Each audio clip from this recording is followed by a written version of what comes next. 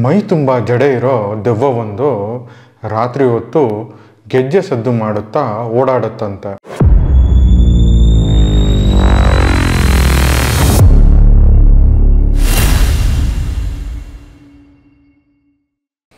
ನಮಸ್ಕಾರ, 64 ಚಾನೆಲ್ಗೆ ಸ್ವಾಗತ. ನಾನು ಚಂದನ್. 80s 90s ಕಿಡ್ಸ್ಗೆ ದೂರದರ್ಶನದಲ್ಲಿ ಅಜಿತನ ಸಾಹಸಗಳು ಅನ್ನೋ ಒಂದು ಧಾರಾವಾಹಿ ಬರ್ತಿದ್ದು ನೆನಪಿರ್ಬೋದು.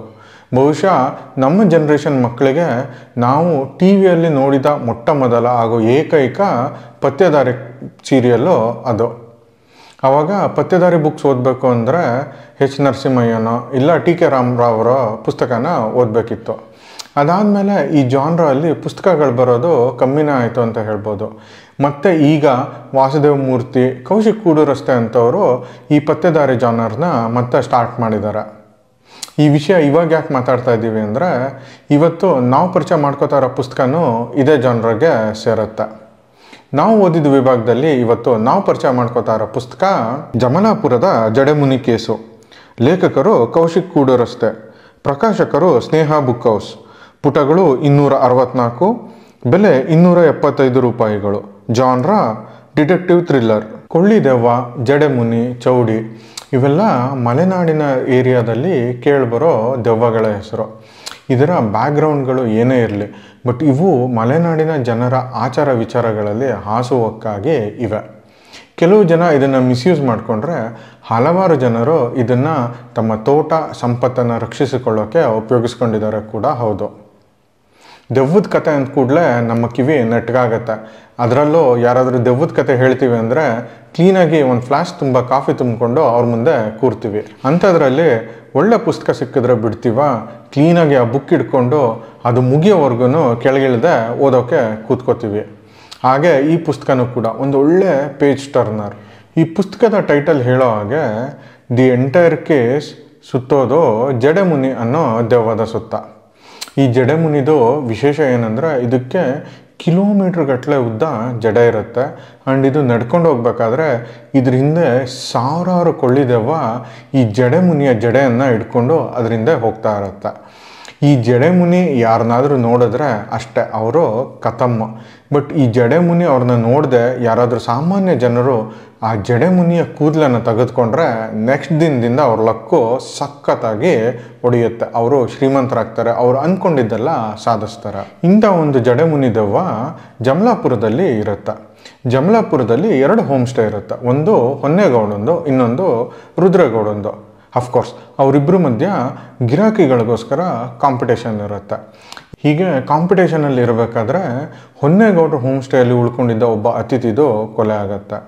ಈ ಶಾಕ್ನಲ್ಲೇ ಇರಬೇಕಾದ್ರೆ ಹೊನ್ನೇಗೌಡರು ಹೋಮ್ ಸ್ಟೇಯ ಕೆಲಸದಾಳು ಶೇಷಣ್ಣನ ಕೊಲೆ ಕೂಡ ಆಗುತ್ತೆ. ಈ 2 ಕೊಲೆಗಳು ನಡೆದ ಜಾಗದಲ್ಲಿ ರಾಶಿ ರಾಶಿ ಕೂದಲು ಸಿಗುತ್ತೆ. ಸೊ ಜನರು ಏನು ಅನ್ಕೋತಾರೆ, 2 ಕೊಲೆ ಮಾಡಿರೋದು ಜಡೆಮುನಿ ಅನ್ನೋ ದೆವ್ವ ಅಂತ. ಬಟ್ ನಿಮ್ಗನ್ನಿಸ್ಬೋದು ಇದು ರುದ್ರೇಗೌಡ ಕಾಂಪಿಟೇಷನ್ ಕಿಲ್ ಮಾಡೋದಕ್ಕೆ ಹೊನ್ನೇಗೌಡರು ಹೋಮ್ ಸ್ಟೇಗೆ ಬಂದಿರೋ ಗೆಸ್ಟನ್ನು ಸಾಯಿಸಿದ್ದಾನೆ ಅಂತ. ಇಲ್ಲ, ಆ್ಯಕ್ಚುಲಾಗಿ ಏನು ನಡೀತಾ ಇದೆ, ಕೊಲೆಗಳು ಮಾಡಿದ್ದು ದೆವ್ವನ ಇಲ್ಲ ಮನುಷ್ಯರ, ಇದನ್ನು ನೀವು ತಿಳ್ಕೊಬೇಕಂದ್ರೆ ಪುಸ್ತಕನ ಓದಲೇಬೇಕು. ಗ್ಯಾಪಲ್ಲಿ ಹೊನ್ನೇಗೌಡರ ಮಗಳ ಮೇಲೆ ಜಡೆಮುನಿ ದೆವ್ವ ಕೂಡ ಬರೋದಕ್ಕೆ ಸ್ಟಾರ್ಟ್ ಆಗುತ್ತೆ. ಇದರಿಂದ ಕೂಡ ಒಂದು ರೋಚಕ ಕಥೆ ಇದೆ.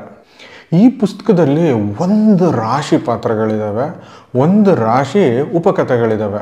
ಮತ್ತು ಪ್ರತಿ ಚಾಪ್ಟರ್ ಕಡೆಗೂ ಒಂದು ಕ್ಯೂರಿಯಾಸಿಟಿನ ಬಿಲ್ಡ್ ಮಾಡ್ತಾ ಹೋಗ್ತಾರೆ. ಬಟ್ ಇದರಲ್ಲಿ ಎಷ್ಟು ಉಪಕಥೆಗಳು, ಎಷ್ಟು ಕ್ಯಾರೆಕ್ಟರ್ಗಳಿದೆ ಅಂದರೆ ಒಂದೊಂದು ಟೈಮು ನಾವು ಕಳೆದೋಗ್ಬಿಡ್ತೀವಿ. ಕತೆ ಎಲ್ಲೋಗ್ತಾ ಇದೆ, ಯಾಕೆ ಇಷ್ಟು ಜನ ಬರ್ತಾ ಇದ್ದಾರೆ ಅಂತ ಅನ್ಸೋದಕ್ಕೆ ಸ್ಟಾರ್ಟ್ ಆಗುತ್ತೆ. ಬಟ್ ಲೇಖಕರ ಸ್ಟ್ರೆಂತು ಇಷ್ಟು ಕ್ಯಾರೆಕ್ಟ್ರು, ಇಷ್ಟು ಉಪಕಥೆಗಳನ್ನ ಕ್ಲೈಮ್ಯಾಕ್ಸಲ್ಲಿ ಒಂದುಗೂಡಿ ಒಂದೊಳ್ಳೆ ಎಂಡಿಂಗ್ ಕೊಟ್ಟಿರೋದು. ಒಟ್ಟಿನಲ್ಲಿ ವೀಕೆಂಡಲ್ಲಿ ಆರಾಮಾಗಿ ಕೂತ್ಕೊಂಡು ಓದಿ ಮುಗಿಸ್ಬಹುದಾದಂಥ ಪುಸ್ತಕ ಇದು. ನೀವು ಓದ್ತೀರಾ ಅಲ್ವಾ? ಬನ್ನಿ, ಈ ಪುಸ್ತಕದಿಂದ ಒಂದು ಸಣ್ಣ ಪ್ಯಾರಾಗ್ರಾಫು ನಿಮಗೋಸ್ಕರ. ಅದಕ್ಕೂ ಮುಂಚೆ ನಾವು ಮಾಡ್ತಿರೋ ಈ ಕನ್ನಡ ಪುಸ್ತಕವನ್ನು ಪರಿಚಯಿಸೋ ಕೆಲಸ ನಿಮಗೆ ಇಷ್ಟ ಆಗಿದೆ ಅಂದರೆ ದಯವಿಟ್ಟು ನಮ್ಮ ಚಾನಲ್ಗೆ ಈಗಲೇ ಸಬ್ಸ್ಕ್ರೈಬ್ ಆಗಿ. ಈ ವಿಡಿಯೋನ ಲೈಕ್ ಮತ್ತು ಶೇರ್ ಮಾಡೋದು ಮರಿಬೇಡಿ. ಮೊದಲನೇ ಪ್ಯಾರ, ಅವನ ಬಗ್ಗೆ ನೀವೇನು ಜಾಸ್ತಿ ತಲೆ ಕೆಡಿಸ್ಕೊಳಕ್ಕೆ ಹೋಗಬೇಡಿ ಸರ್. ಎಂಥ ಜಡೆಮುನಿನೂ ಇಲ್ಲ, ಮಣ್ಣು ಇಲ್ಲ. ಈ ಊರೂರು ತಿರ್ಕೊಂಡು ಭಿಕ್ಷೆ ಎತ್ತೋ ಹುಚ್ಚಮಲ್ಲಿ ಮಾತನ್ನೆಲ್ಲ ಕಿವಿಗೆ ಹಾಕೋಬೇಡಿ. ನೀವು ಆರಾಮಾಗಿ ಹೋಗಿ. ಆದರೆ ಸ್ವಲ್ಪ ಬೇಗ ಹೋಗಿ ಅಷ್ಟೆ, ಅಮಾವಾಸ್ಯೆ ಕತ್ಲು ಬೇರೆ ಎಂದ ಭೋಜಣ್ಣನ ದನಿಯಲ್ಲೂ ಸಣ್ಣ ಭಯವಿತ್ತು.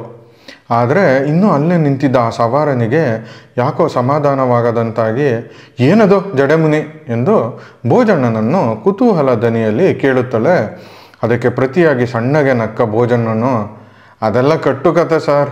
ಮೈ ತುಂಬ ಜಡೆ ಇರೋ ದಯ್ಯವೊಂದು ರಾತ್ರಿ ಹೊತ್ತು ಗೆಜ್ಜೆ ಸದ್ದು ಮಾಡುತ್ತಾ ಓಡಾಡುತ್ತಂತೆ, ದಾರಿಲಿ ಸಿಕ್ಕೋರನ್ನು ಎದುರಿಸುತ್ತಂತೆ. ಈಗಿನ ಕಾಲದಲ್ಲಿ ಅದೆಲ್ಲ ನಂಬೋ ಮಾತಾ ಸರ್. ನಿಜ ಹೇಳ್ಬೇಕಂದ್ರೆ ಆ ಜಮ್ಲಾಪುರದಲ್ಲಿ ಇರೋರೆಲ್ಲ ಹೇತ್ಲಾಂಡಿ ನನ್ನ ಮಕ್ಕಳು, ಕಣ್ಣಿಗೆ ಕಾಣದೇ ಇರೋ ದಯ್ಯಕ್ಕೆಲ್ಲ ಎದುರ್ಕೊಂಡು. ಆ ಜಡೆಮುನಿಗೆ ನಿಜವಾಗ್ಲೂ ತಾಕತ್ತಿದ್ರೆ ಈ ಉರಿತಿರೋ ಲೈಟನ್ನು ಆಫ್ ಮಾಡಲಿ ನೋಡೋಣ ಎಂದು ಭೋಜಣ್ಣ ಒಂದೇ ಸಮನೆ ಉಸಿರುತ್ತಿರುವಷ್ಟರಲ್ಲಿ ಇದ್ದಕ್ಕಿದ್ದಂತೆ ಅಂಗಡಿಯೊಳಗಿದ್ದ ಬೆಳಕು ಆರಿತು. ಇನ್ ಕೇಸು ನೀವೇನಾದರೂ ಈ ಪುಸ್ತಕನ ಆಲ್ರೆಡಿ ಓದಿದರೆ ನಿಮ್ಮ ಅನಿಸಿಕೆನ ಕಮೆಂಟ್ ಮೂಲಕ ತಿಳಿಸೋದು ಮರಿಬೇಡಿ. ಮುಂದಿನ ವಾರ ಹೊಸ ಪುಸ್ತಕದೊಂದಿಗೆ ನಿಮ್ಮ ಮುಂದೆ ಬರ್ತೀವಿ. ಅಲ್ಲಿ ತನಕ ಓದಿ ಮರಳಾಗಿ. ವಿಡಿಯೋ ನೋಡಿದ್ದಕ್ಕಾಗಿ ಧನ್ಯವಾದಗಳು. ನಾನು ಚಂದನ್, ಸೈನಿಂಗ್ ಆಫ್.